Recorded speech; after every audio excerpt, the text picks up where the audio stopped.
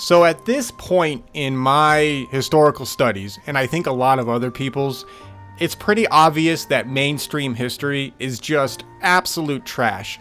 So much of mainstream history has now been proven to be just an outright lie, or falsified to some degree, or twisted, or whatever, man, or made up completely, that it's almost impossible to now understand what's real and what's not when it comes to our history. And what's worse is that a lot of this stuff definitely seems to have been done with malicious intent. This is done on purpose. Our current historical timeline that we learn in the mainstream anyway is full of so many lies that at this point, I mean, it's a joke. At this point in time, if you're a historian and you're looking at things objectively, like on this channel, I really try to push everybody to use their critical thinking skills, to ask questions, stay humble, do these things that will keep you honest. Because our mainstream historical timeline right now is not honest. And I do believe, the good news is, I do believe that most people who are in the historical community who aren't, in the gravitational force of mainstream academia, I think a lot of people now realize this, and we are all now trying to find the truth. The problem is that we are up against one hell of an institution that has been twisting and destroying our history. We are not in power, to be blunt. The people who have been twisting histories, they're in power, right? They run the show. We're screwed at this point. So we have to, we're stuck on the lower levels of what we have access to. For example, it's difficult to go do real archaeology nowadays in some of these main areas like Egypt or South America, etc., because these governments or these institutions, they've locked it down. And this further proves the point that we are being locked out of any real ability to find out about the truth of our history. So, as I said earlier, the good news is that there are more and more of us nowadays who are looking for the truth. So building that community is important. But what's also interesting is that this is not a newer phenomena. So chronology is beyond messed up. And before I get into the messed up parts of chronology, there's probably some of you who are wondering, what is chronology? And I wanted to use this as an introduction to the concept of chronology and to introduce you to becoming comfortable with changing like how the years are recorded, like how where we put historical events into the timeline. So chronology basically refers to the arrangement or ordering of events in the order they occurred in time. So it's basically a way of organizing and understanding historical, also scientific and other kind of information into a sequence of events. Now, in a chronological order, events are arranged from the nearest to the most recent. This allows us to establish a timeline and understand the progression of events and how they relate to each other.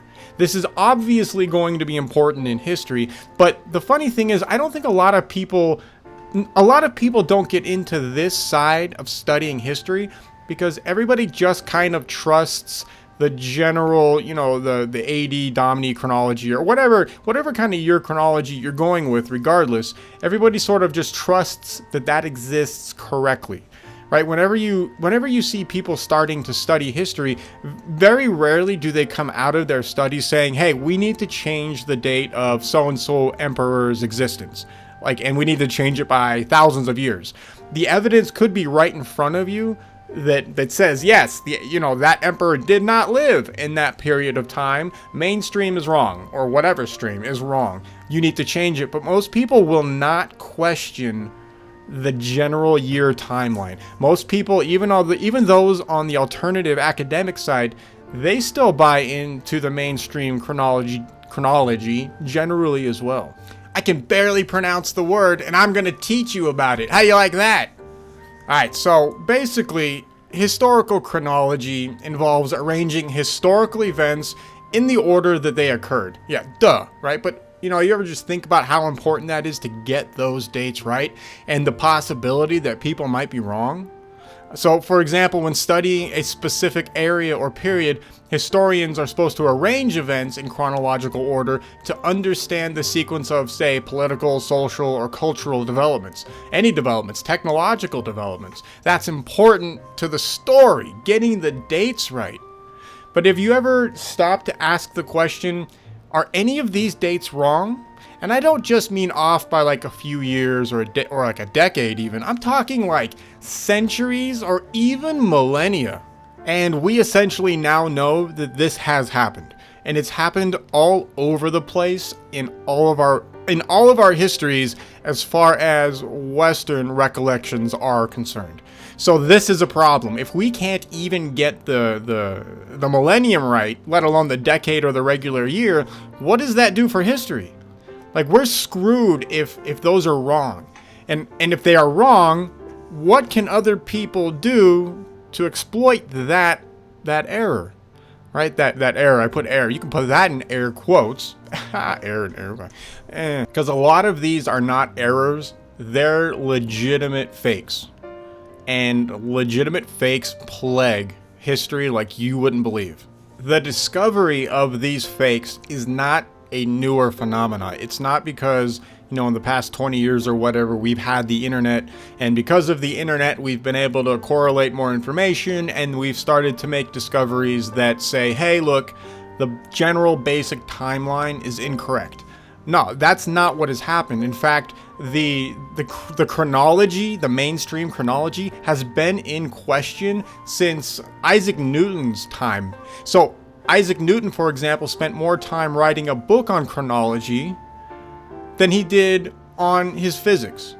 See, they don't teach you that. Like, everybody has no problem worshiping Isaac Newton's physics, but when it comes to his chronology work, he's crazy. Like, that's a problem, right? If you're going to listen to the dude's amazing physics stuff, but you're going to completely ignore his chronology stuff? Like, why? What is that? Well, of course they ignore it because Isaac Newton called out a lot of the garbage as well. He goes into great depth calling out the garbage. Now, Isaac Newton's a deeper read and a different read, and I'll touch on his works later. But he's not the only person that's been working on chronology. Chronologists have existed for forever now. There's been tons of people who have been questioning our chronologies, as far back as the Renaissance type of period. This has been going on for a while. So then the next question you should be having is, why am I never taught about any of these people as I'm growing up?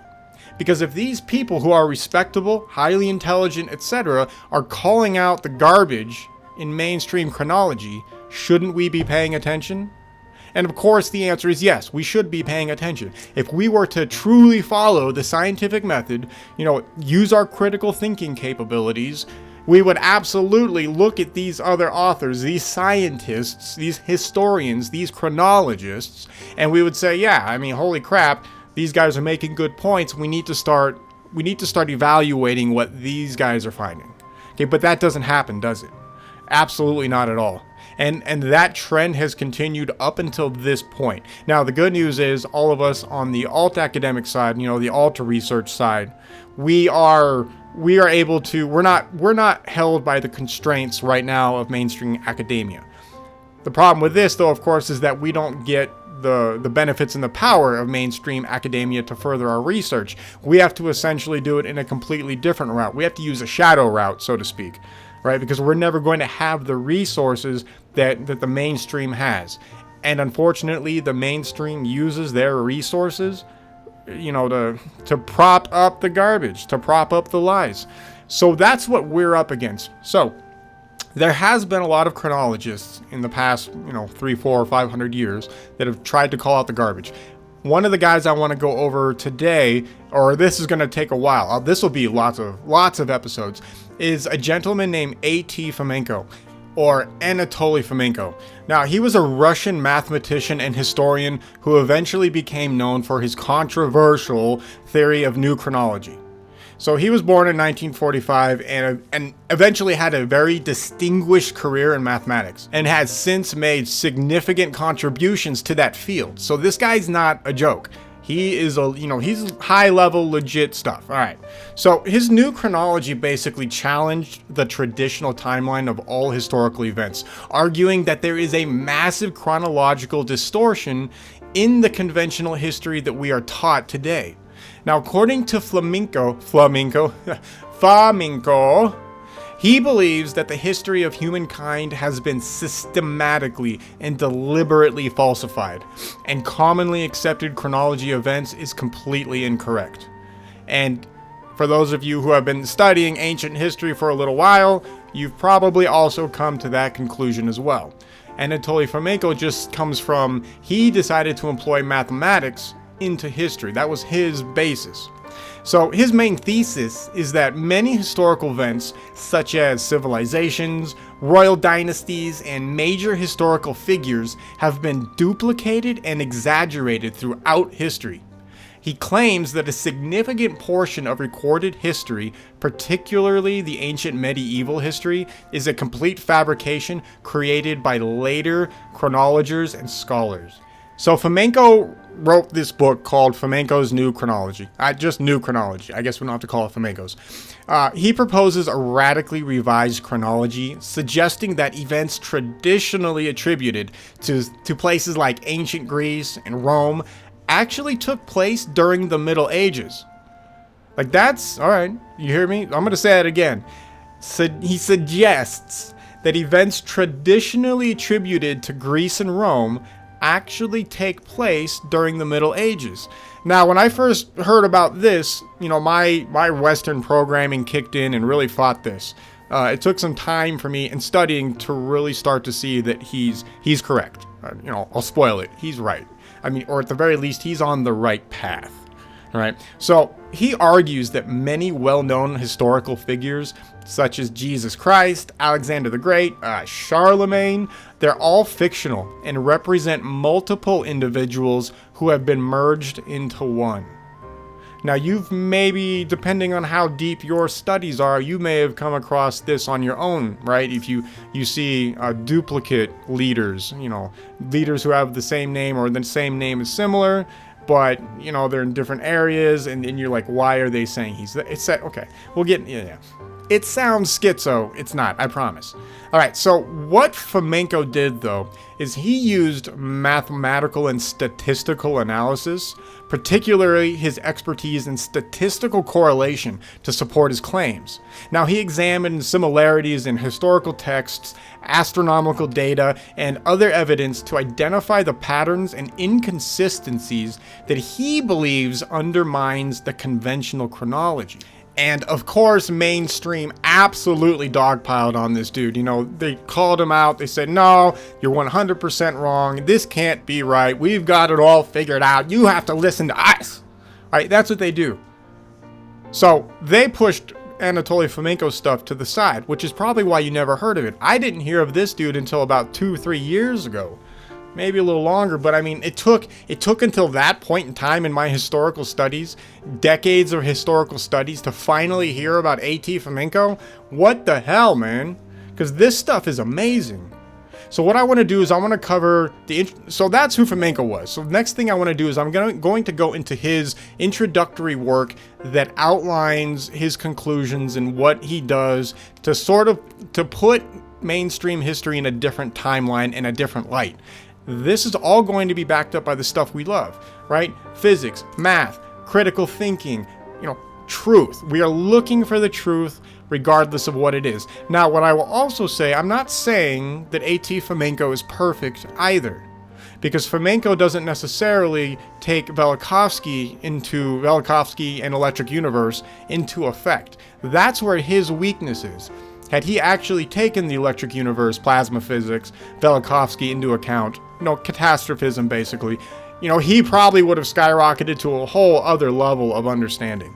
But that's okay. It's all right that he didn't do it. There's still a ton of amazing things that this dude finds out. So let's cover the basics. Let's start with his own introductory work. The epic before the 11th century. There is no information in surviving written sources about any events prior to the 11th century. There was no writing at that time. It appeared only in the 10th and 11th century CE, or AD, however you guys want to say it. According to Scaliger's history, writing originated in ancient antiquity, allegedly well before the beginning of AD. In reality, the written history of mankind first emerges from the gloom only in the 10th and 11th century CE. All surviving ancient documents, including those attributed to deep antiquity, in reality describe the events of the 11th and 17th centuries CE. Many of them were forcibly consigned to the distant past by erroneous chronology of the Scaliger-Petavius nature. Scaliger and Petavius, those are the guys, and I've covered them. These are the guys that ruined everything. These guys just destroyed history. The epoch prior to the 11th century should be envisioned as primeval, the dawn of civilization. Primitive tools from those times have survived to this day and are exhibited in museums and galleries dedicated to earlier men who allegedly lived many, many centuries and even millennia BC. Pottery fragments, bones, flint tools, stone knives and axes, scrapers, ashes of cave fires, bone and stone arrowheads and spearheads, ornaments made of mammoth bones and teeth of predators. It is these galleries of the modern museums that give us an accurate indication of human life up to the 10th and 11th centuries. Now, during this time, people still dwelt in caves and dugouts. They didn't yet possess the know-how to build any significant structures, let alone any buildings of wood or stone. But we shouldn't assume that the stone and bone implements and everyday objects became obsolete during the 11th century. In reality, they existed and were widely used significantly later, up until the 15th and 16th century. So, for example, in the 16th century, the Germans came to build the Moscow Kremlin with their stone axes, which contemporary German historians tentatively date to the 2nd century BC. Thus, the stone tools coexisted with the metal ones up until the 11th century. The construction of the Moscow Kremlin is dated by the historians as the end of the 15th century, but in the new chronology, it is attributed to the second half of the 16th century. It turns out that all such axes, and there were quite a few in Germany, are currently dated by the archaeologists to the deepest antiquity, the first half of the 2nd century BC. The scientists and the archaeologists' view that the stone tools found in Europe are exclusively tools to the prehistoric time, they're flawed. As we can see, the Germans in the 15th and the 16th century AD were still heavily reliant on the use of stone axes.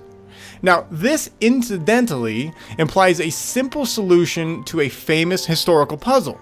How did the allegedly ancient cave people manage to make the round or oval holes of a regular shape in the stone tools?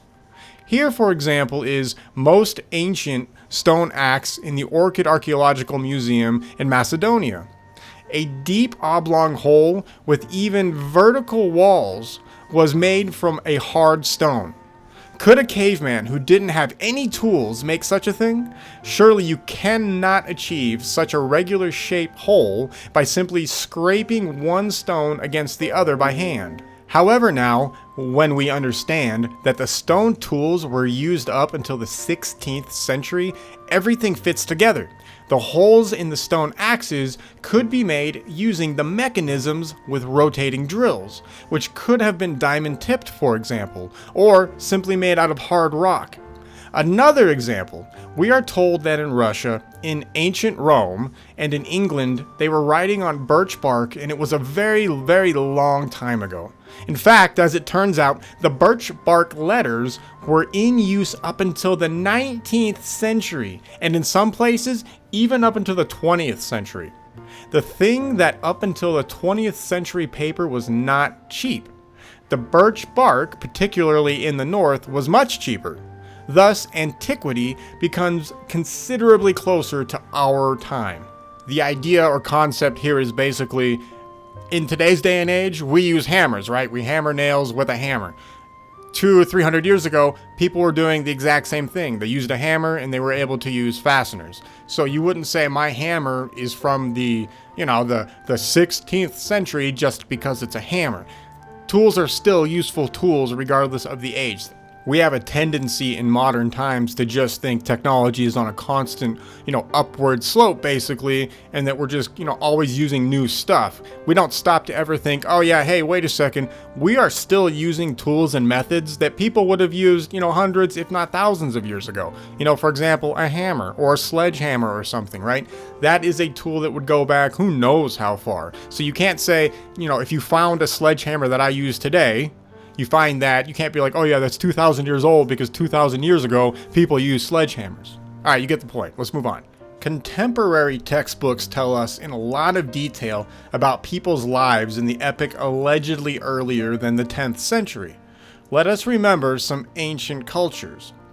The legendary Sumerians, the most ancient civilizations of Mesopotamia and America, the powerful pharaohs of Egypt, the Trojan Kingdom, and the notorious Trojan War of the allegedly 13th century BC, lyricized by the blind poet Homer, the enlightened ancient China, the mighty Etruscans, the great ancient Greek civilization, even more ancient than Rome, which evolved from the Etruscan civilization, ancient Carthage and its wars in the mighty Rome, mysterious and ancient India with its treasures, the mighty early and medieval Arab caliphates, the earliest biblical kingdom of Israel and Judea, the ancient Assyria, Syria, and Persia, the medieval European feudal lords in their mighty gloomy castles. All of this, they tell us, existed before the 10th century AD. It is not true. All of this did exist, but in a completely different epoch, and moreover, often in a completely different location. More specifically, after the 10th century AD, in the last millennium. Basically, our time. In other words, the dates of all the events of the classical antiquity should be corrected, moved upwards to their true places in the interval between the 10th and the 17th century CE. Where were the first settlements situated before the 10th century?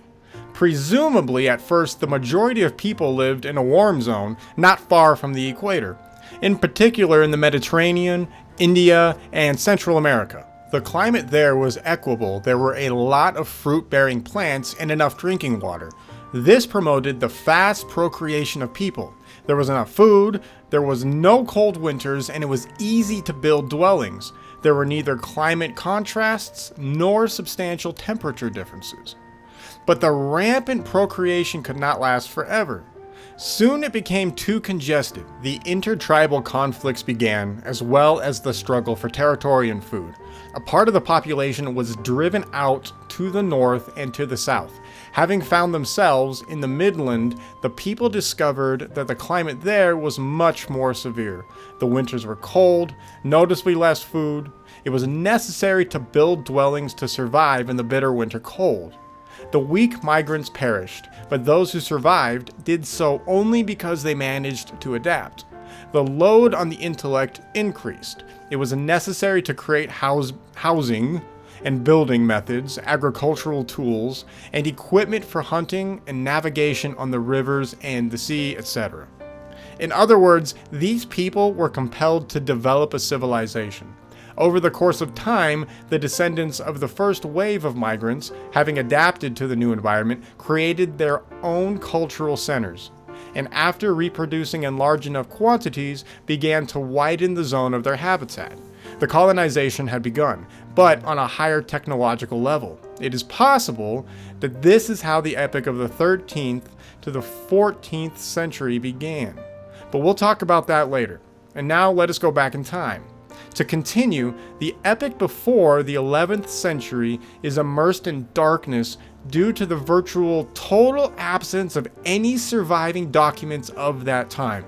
Please remember that we had next to like nothing before the 11th century. Even if you don't want to listen to Fomenko, doesn't matter. We do not have all these tons of ancient documents that historians can pull up to validate their claims of something existing 5,000 years ago. We don't have that. We will repeat that only in the 10th and 11th century, for the first time, there was conceived the very idea of a written language, possibly in ancient Egypt originally in a form of hieroglyphic pictures. The recording of thoughts in this way is primary, and only later evolved into more contemporary forms. Now, there's a lot going on here, but let's start with what we just finished with. So he is saying basically that writing didn't start popping up until what we would consider the 10th century CE. Now, the reason why he has to come to this conclusion is because all of his other work, which is awesome, points to this. But it doesn't make sense why only at this period of time we start to see languages apparently popping out of the woodwork, kind of out of nowhere, really. Now, he does not subscribe to Velikovsky, and as far as I'm aware, he didn't have anything to do with the electric universe or anything like that. So when we start covering more of Anatoly Fomenko's perspective, he's got a lot of really good stuff. But because he doesn't dive into catastrophism to any huge degree anyway, and electric universe, he's going to struggle interpreting his results. Now, we'll see his results and we'll go through this work of his. And as we do this, we're going to see him bring up questions and points that he doesn't necessarily answer in a great way because he doesn't use the tools of catastrophism or electric universe or plasma physics. And this is probably the greatest thing that sucks about reading Anatoly Fomenko, because as you read it, you start to correlate with all of our other ancient studies that we have now. When we start to incorporate catastrophism, when we start to incorporate electric universe principles, a lot of stuff all of a sudden really makes sense in Fomenko's works. But Fomenko himself does not come to these conclusions. So what I'll do is I will interject here and there and put out little tidbits of information that could possibly offer us answers to some of his conclusions that he's maybe not coming to at the time. I will not be giving you any hardcore theory of something I have. I don't have anything like that. You will never hear that. But what I do want to do is I want to approach his works with Electric Universe and Velikovsky in mind. Because that, interestingly enough, that fills all of his gaps. It is absolutely hilarious. Fomenko's work is great on its own, but he has gaps. Once you put in the electric universe, oh my god, dude, it's hilarious. Like, everything just like suddenly comes together. What Fomenko's strength is for electric universe ancient historian researchers is that he gets rid of the garbage. His work cuts out hundreds, if not 1,000+ years out of our timeline. All right, now that might sound crazy as well, even if you're into ancient history, right? Even if you're on the alt academic side, I just said we have to cut out 1,000 years in the CE period. Now a lot of you are probably like, what the hell are you talking about? That's crazy. You're a conspiracy theorist. What is wrong with you, right? Give me time. We're going to go over this work and then we will see if he's right. We will analyze his claims, we will use critical thinking skills and the scientific method to go over what he's proposing, and then we will employ our skills utilizing our other knowledge of electric universe and catastrophism.